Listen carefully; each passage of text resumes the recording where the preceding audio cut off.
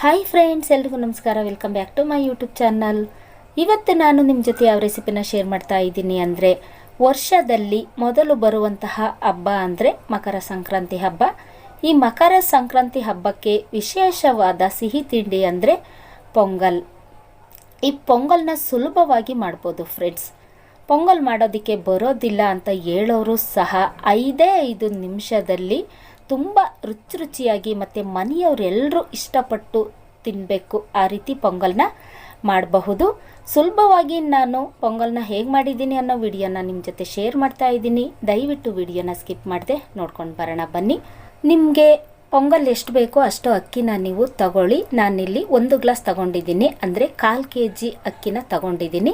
1/4 kg ಅಕ್ಕಿಗೆ 1.5 ಅಚ್ಚಾಗುವಷ್ಟು ಬೆಲ್ಲ ತಗೊಂಡಿದ್ದೀನಿ. 1 ಗ್ಲಾಸ್ ಅಕ್ಕಿಗೆ 1.5 ಅಚ್ಚು ಬೆಲ್ಲದ ಸಿಹಿ ಕರೆಕ್ಟ್ ಆಗುತ್ತೆ. ಒಂದು 3 ಸ್ಪೂನು ಕಡಲೆಬೇಳೆ, 3 ಸ್ಪೂನ್ ಆಗುವಷ್ಟು ಹೆಸರುಬೇಳೆ ತಗೊಂಡಿದ್ದೀನಿ. ಪೊಂಗಲ್ ಮಾಡುವಾಗ ಹೆಸರುಬೇಳೆ ಮತ್ತು ಕಡಲೆಬೇಳೆ ಹಾಕೋದ್ರಿಂದ ಪೊಂಗಲ್ ರುಚಿ ತುಂಬಾ ಚೆನ್ನಾಗಿರುತ್ತೆ. ಹಾಗಾಗಿ ನಂದಿನಿ ತುಪ್ಪ ತಗೊಂಡಿದ್ದೀನಿ. ನೀವು ಯಾವ ತುಪ್ಪ ಬೇಕಾದ್ರೂ ಹಾಕಬಹುದು. ಸ್ವಲ್ಪ ಗೋಡಂಬಿ ದ್ರಾಕ್ಷಿ ತಗೊಂಡಿದ್ದೀನಿ. ಒಂದು 4ರಿಂದ 5 ಸ್ಪೂನ್ ಆಗುವಷ್ಟು ತೆಂಗಿನಕಾಯಿ ತುರಿ ತಗೊಂಡಿದ್ದೀನಿ. ಇವಾಗ ಒಂದು 3 ಲೀಟರ್ ಕುಕ್ಕರ್ ತಗೊಂಡಿದ್ದೀನಿ.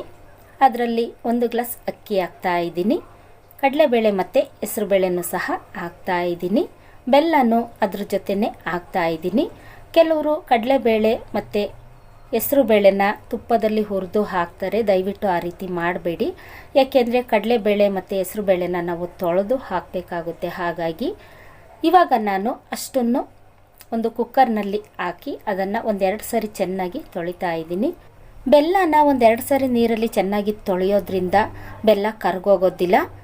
ಕೆಲವ್ರು ಏನು ಮಾಡ್ತಾರೆ ಅಂದರೆ ಬೆಲ್ಲನ ತೊಳೆಯೋದಿಲ್ಲ, ಹಾಗೆಯೇ ಜಜ್ಜಿಬಿಟ್ಟು ಅಕ್ಕಿ ಜೊತೆ ಹಾಕಿ ಚೆನ್ನಾಗಿ ಬೇಯಿಸ್ಬಿಡ್ತಾರೆ. ದಯವಿಟ್ಟು ಆ ತಪ್ಪನ್ನು ಮಾತ್ರ ಮಾಡಬೇಡಿ. ಇವಾಗ ನಾನು ಅವೆಲ್ಲವನ್ನು 1-2 ಸರಿ ಚೆನ್ನಾಗಿ ತೊಳೆದು ಒಂದು 2ರಿಂದ 3 ಗ್ಲಾಸ್ ಆಗುವಷ್ಟು ನೀರು ಹಾಕ್ತಾ ಇದ್ದೀನಿ. ಯಾಕೆಂದರೆ ಪೊಂಗಲ್ ಸ್ವಲ್ಪ ತೆಳುವಾಗಿರಬೇಕು. ಹಾಗಾಗಿ ಅದ್ರ ಜೊತೆಗೆ ಒಂದು 3 ಏಲಕ್ಕಿನ ಜಜ್ಜಿ ಸಿಪ್ಪೆ ಸಮೇತ ಹಾಕ್ತಾ ಇದ್ದೀನಿ. ಇವಾಗ ಕುಕ್ಕರ್ ಮುಚ್ಚಳನ ಮುಚ್ಚಿ 2ರಿಂದ 3 ವಿಷಲ್ ತಗೊಳ್ತಾ ಇದ್ದೀನಿ. ಸೇಮ್ ನಾವು ಅನ್ನಕ್ಕೆ ಎಷ್ಟು ವಿಷಲ್ ತಗೊಳ್ತೀವೋ ಅಷ್ಟೇ ವಿಷಲ್ ತಗೊಳ್ತಾ ಇದ್ದೀನಿ. ಇವಾಗ ಸ್ಟವ್ ಮೇಲೆ ಒಂದು ಚಿಕ್ಕ ಬಾಣಲೆ ಇಟ್ಕೊಂಡು ಅದರಲ್ಲಿ ಒಂದು 3ರಿಂದ 4 ಸ್ಪೂನ್ ಆಗುವಷ್ಟು ತುಪ್ಪ ಹಾಕ್ತಾ ಇದ್ದೀನಿ. ತುಪ್ಪ ಸ್ವಲ್ಪ ಚೆನ್ನಾಗಿ ಬಿಸಿ ಆಗಬೇಕು. ಅದಾದ ನಂತರ ನಾನಿಲ್ಲಿ ಸ್ವಲ್ಪ ಗೋಡಂಬಿ ದ್ರಾಕ್ಷಿ ಹಾಕ್ತಾ ಇದ್ದೀನಿ. ಪೊಂಗಲ್ ಮಾಡುವಾಗ ಡ್ರೈ ಫ್ರೂಟ್ಸು ಮತ್ತು ತುಪ್ಪ ಜಾಸ್ತಿ ಹಾಕಿ ಪೊಂಗಲ್ ಮಾಡೋದ್ರಿಂದ ಪೊಂಗಲ್ ರುಚಿ ತುಂಬಾ ಚೆನ್ನಾಗಿರುತ್ತೆ ಫ್ರೆಂಡ್ಸ್. ಇವಾಗ ಅವೆರಡನ್ನು ಚೆನ್ನಾಗಿ ತುಪ್ಪದಲ್ಲಿ ಹುರಿತಾ ಇದ್ದೀನಿ. ದ್ರಾಕ್ಷಿ ಮತ್ತು ಗೋಡಂಬಿ ಕಲರ್ ಕೂಡ ಚೇಂಜ್ ಆಗಿದೆ ನೋಡಿ. ಇವಾಗ ಅದನ್ನು ಕೆಳಗಡೆ ಇಳಿಸ್ಕೊಳ್ತಾ ಇದ್ದೀನಿ. ಇವಾಗ ಕುಕ್ಕರ್ನಲ್ಲಿ 3 ವಿಷಲ್ ಬಂದಿದೆ. ಅದನ್ನು ಕೆಳಗಡೆ ಇಳಿಸಿ ತಣ್ಣಗಾಗೋದಕ್ಕೆ ಬಿಟ್ಟಿದ್ದೆ. ಇವಾಗ ಕುಕ್ಕರ್ ಮುಚ್ಚಳನ ತೆಗಿತಾ ಇದ್ದೀನಿ ನೋಡಿ. ಪೊಂಗಲ್ ಸೂಪರಾಗಿ ರೆಡಿಯಾಗಿದೆ. ಪೊಂಗಲ್ ಸ್ವಲ್ಪ ಮೆತ್ತಗಿರಬೇಕು. ಅಕ್ಕಿ ಹಾಗೆ ಇರಬಾರ್ದು. ಕಮ್ಮಿ ವಿಷಲ್ ತಗೊಂಡ್ರೆ ಅಕ್ಕಿ ಹಾಗೆ ಇರುತ್ತೆ.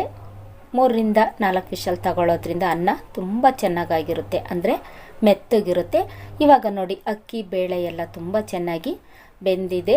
ಪೊಂಗಲ್ ಈ ರೀತಿ ತೆಳುವಾಗಿರಬೇಕು, ಗಟ್ಟಿಯಾಗಿರಬಾರ್ದು. ಪೊಂಗಲ್ ಇವಾಗ ಕರೆಕ್ಟಾಗಿದೆ. ಅದಕ್ಕಿವಾಗ ನಾನು ತೆಂಗಿನಕಾಯಿ ತುರಿ ಹಾಕ್ತಾ ಇದ್ದೀನಿ. ಸಿಹಿ ಮಾಡಿದಾಗ ನಾವು ಸ್ವಲ್ಪ ಉಪ್ಪನ್ನು ಹಾಕಲೇಬೇಕು. ಹಾಗಾಗಿ ಸ್ವಲ್ಪ ಉಪ್ಪನ್ನು ಹಾಕ್ತಾ ಇದ್ದೀನಿ. ಎಷ್ಟು ಹಾಕ್ತಾ ಇದ್ದೀನಿ ಅಂತ ತೋರಿಸ್ತಾ ಇದ್ದೀನಿ ನೋಡಿ, ಅಷ್ಟೇ ಸಾಕು. ಇವಾಗ ಹುರಿದಿರುವಂತಹ ಗೋಡಂಬಿ ದ್ರಾಕ್ಷಿನ ಹಾಕಿ ಅದನ್ನು ಚೆನ್ನಾಗಿ ತಿರುಗಿಸ್ತಾ ಇದ್ದೀನಿ.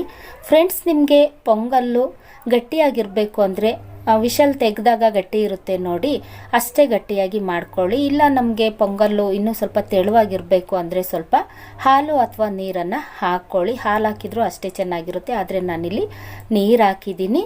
ಇಷ್ಟೇ ಫ್ರೆಂಡ್ಸ್. ಪೊಂಗಲ್ ಮಾಡೋದು ಕಷ್ಟ ಏನೂ ಅಲ್ಲ. ಪೊಂಗಲ್ ಮಾಡೋದಕ್ಕೆ ಬರೋದಿಲ್ಲ ಅಂತ ಹೇಳೋರು ಸಹ ತುಂಬ ಸುಲಭವಾಗಿ ಮತ್ತು ಮನೆಯವರೆಲ್ಲರೂ ಇಷ್ಟಪಟ್ಟು ತಿನ್ನುವಂತಹ ಪೊಂಗಲ್ನ ನೀವು ರೆಡಿ ಮಾಡಬಹುದು. ಕಷ್ಟ ಅಂತ ಏನೂ ಅನಿಸೋದಿಲ್ಲ. ಮಕರ ಸಂಕ್ರಾಂತಿ ಹಬ್ಬಕ್ಕಾಗಿ ಸಂಪ್ರದಾಯದ ಶೈಲಿಯಲ್ಲಿ ಅಮೃತದಷ್ಟೇ ರುಚಿಯಾಗಿರುವಂತಹ ಸಿಹಿ ಪೊಂಗಲ್ ಈಗ ಸೂಪರಾಗಿ ರೆಡಿಯಾಗಿದೆ. ನೋಡಿದ್ರಲ್ಲ ಫ್ರೆಂಡ್ಸ್, ನಾನು ಸಂಕ್ರಾಂತಿ ಹಬ್ಬಕ್ಕಾಗಿ ಸುಲಭವಾಗಿ ಪೊಂಗಲ್ನ ಹೇಗೆ ಮಾಡಿದ್ದೀನಿ ಅಂತ. ನೀವು ನಿಮ್ಮ ಮನೆಯಲ್ಲಿ ಈ ರೀತಿ ಪೊಂಗಲ್ನ 1 ಸರಿ ಟ್ರೈ ಮಾಡಿ ನೋಡಿ.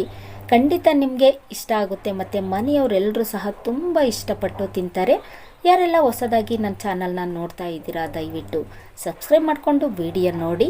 ಸಂಕ್ರಾಂತಿ ಹಬ್ಬಕ್ಕಾಗಿ ಅಮೃತದಷ್ಟೇ ರುಚಿಯಾಗಿರುವಂತಹ ಈ ಪೊಂಗಲ್ ನಿಮಗೆ ಇಷ್ಟ ಆಗಿದ್ದರೆ ಒಂದೇ ಒಂದು ಲೈಕ್ ಮಾಡಿ, ಶೇರ್ ಮಾಡಿ, ಸಬ್ಸ್ಕ್ರೈಬ್ ಮಾಡ್ಕೊಂಡು ವಿಡಿಯೋ ನೋಡೋದನ್ನು ಮರಿಬೇಡಿ.